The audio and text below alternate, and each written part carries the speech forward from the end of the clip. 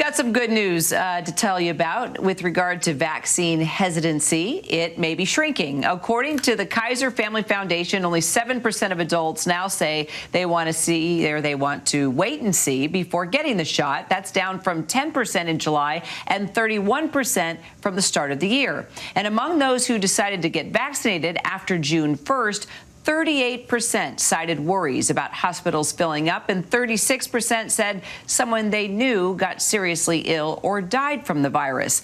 Well, we caught up with one woman who originally didn't believe in vaccination before she spent 2 months in the hospital on a ventilator. Take a listen. Hi, my name is Sarah Kyle.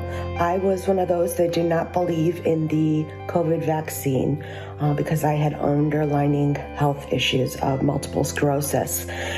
So I contracted COVID-19 the end of May. I had high temperatures, breathing issues, and my oxygen was extremely low.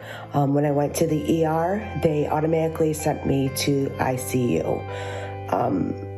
When I got to the ICU, after a couple days, they intubated me, they vented me, and they trached me to save my life. They put me in a medically induced coma. I encourage everybody to get the vaccine. If it's going to save your life, get the vaccine. I have major side effects of COVID-19, such as hair loss, depression, PTSD. I can't go around big groups of people because I'm scared to death of getting COVID again, even though I got my first shot. I don't think anybody else wants to go through what I've gone through. So please go get your vaccine for COVID-19 because I don't think you want to go through the regret that I have gone through of putting yourself and your family through what I have gone through. So please get the vaccine because save your life and save the heartache of your family and friends. And there are lots of people out there like Sarah who was against the vaccine until they got COVID and went through their own harrowing battles Chief Innovation Officer at Boston Children's Hospital and ABC News contributor Dr. John Brownstein has seen firsthand. So, John, you heard Sarah's story, and now we're learning that there's still a hesitancy, this time among pregnant women. Just 1 in 3 have been vaccinated. So now the CDC has issued this urgent alert saying if you're pregnant, breastfeeding, or trying to get pregnant, that you must get vaccinated. And that's because data is showing they are twice as likely to be hospitalized in the ICU with complications. So, John, let me ask you, what do you think about this CDC plea right now? Well, hi, Kira. Thanks for having me. Absolutely. I think the CDC is right on point here. COVID poses a significant risk during pregnancy. We see more severe disease, hospitalization, ICU admissions, and preterm births. And as you mentioned, the vaccination rates in this group are low. It's 31%, and that drops to 15% among Black women. So we have this real challenge where we have these large numbers of cases and hospitalizations and deaths among a high-risk group.